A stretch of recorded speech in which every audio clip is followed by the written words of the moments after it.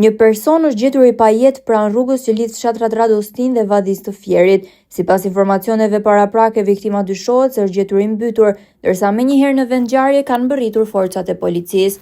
Pas kryerjes së veprimeve të para hetimore në vend ngjarje, trupi i pajet është transportuar drejt morgut, ku priten të kryhen procedurat përkatëse dhe ekspertiza mjekoligjore.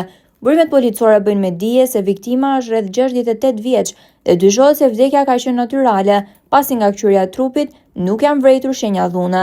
Grupi hetimor po merr deklaratat e familjarëve, të cilët kanë pohuar se i moshuari kishte dalë për të punuar te toka dhe që dje nuk ishte kthyer në banesë ndërsa vuante nga zemra dhe tensioni. Ndërkohë, grupi hetimor po punon për sqarimin e plotë të rrethanave të ngjarjes, pritet që policia të japë një informacion zyrtar në vijim.